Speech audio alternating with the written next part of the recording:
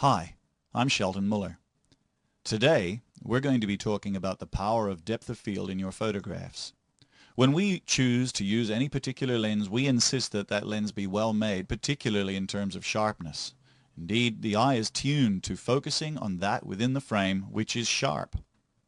For landscape photography, we usually prefer to have focus extending right from the foreground through completely to the background, so the eye is led through the image because everything is sharp. But when we as photographers select a subject and we zoom in and focus on that, does it automatically mean that everything within the frame needs to be in focus? Or should we just choose to highlight that which we want to be the subject? Well, that depends. If we choose an aperture like f1.8, the picture will be very different to choosing an aperture of, say, f16, f22, or f32. In these photographs taken of Jessica, we can see a very, very significant difference between the two. This shot taken with a 200mm lens at f22 shows a very sharp background and a very distracting background, as against this one taken with the same lens at f2.8. Let's have a look at these two shots side by side. On the left, a very distracting background taken at f22, and on the right, a very blurred background at f2.8. The same series of portraits taken with a 35mm lens, also at f2.8 though, shows the difference between how one lens will interpret depth of field as against another. That second shot again, taken with a 200mm, but at the same aperture. Depth of field is a powerful tool for telling the viewer that which you consider to be significant in the image and highlighting the subject, removing subjects from potentially distracting backgrounds.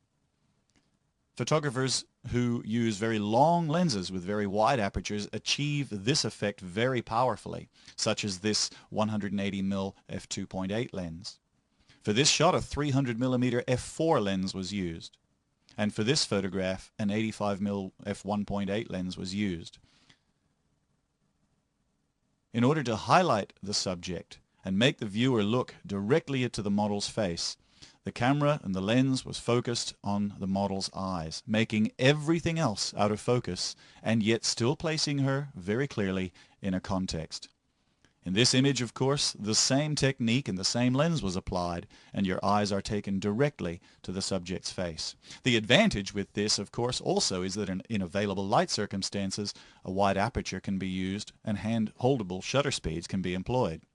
For landscape photography, though, it's a different kettle of fish, and photographers who shoot landscapes prefer to use wider angle lenses with small apertures, making sure that sharpness exists from the very foreground right through to the background, and thus leading the eye not only through composition but through sharpness throughout the entire image. That is the nature of landscape photography, and of course as such would call for smaller apertures and greater depth of field. For macro and close-up photography, small apertures are usually used along with flash, of course, to give a shutter speed that can be used to take the picture. Lenses like a 90mm micro lens are very effective for this. Thank you very much. I'm Sheldon Muller. Hope you've enjoyed our photo tips and the power of depth of field.